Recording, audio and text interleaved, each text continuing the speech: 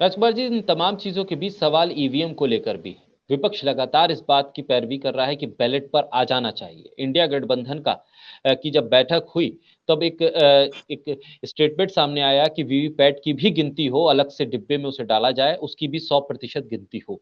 EVM को लेकर क्या किसी मुहिम की तरफ विपक्ष अब बढ़ेगा? 3 से 4 महीने का वक्त है। किस तरह से इस मुद्दे को सुलझाएंगे और किस तरह से जनता को ये बताएंगे कि आपका वोट हाईजैक भी हो सकता है?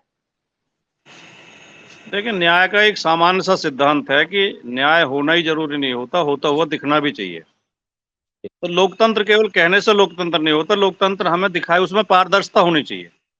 अगर किसी बात पे किसी को संदेह है, देश के एक भी नागरिक को संदेह है, तो या तो आप उस संदेह को दूर करिए या उसकी मांग मानिए, उसकी बात मानिए।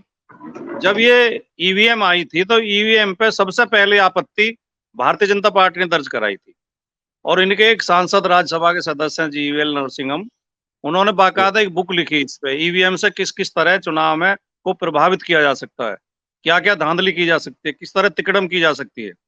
और उस पुस्तक की भूमिका आडवाणी जी ने लिखी और पूरी जी, भारतीय जनता पार्टी, पूरी आरएसएस ईवीएम के विरोध में थी। अब जब से मोदी जी की सरकार बनी है, ईवीएम के समर्थक कैसे हो गए एकदम।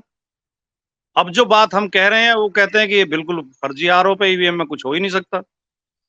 मेरे पास ऐसा कोई सबूत नहीं है कि ईवीएम की हैकिंग हो सकती है, ईवीएम से धांधली होती है, लेकिन संदेह है हमें और देश के जी, बहुत नागरिकों को संदेह है, क्योंकि हम ये देखते हैं कि मैं खुद चुनाव लड़ा हूं और हर चुनाव में हम एक्टिव रहते हैं, पार्टी के कार्यकर्ता हैं हम। तो जहां जहां बीजेपी विरोधी वोट पड़ रही होती है वहां ईवीएम धीमी कर दी जाती है। अगर हैकिंग और मशीन बदलने की बात ना भी माने हम, तो भी तो और जी, तरह की तिकड़म की जाती हैं। मशीन जी, खराब हो जाती है, जी, 2 घंटे तक मतदान बंद रहता है, तो आधे मतदाता चले जाते हैं घरों को वापस। तो जी, इसलिए हम कह रहे हैं। और फिर एक उदाहरण ये भी है कि दुनिया के जो विकसित देश हैं, जिन्होंने ईवीएम जो बनाते हैं, वही अपने ईवीएम से चुनाव नहीं कराते।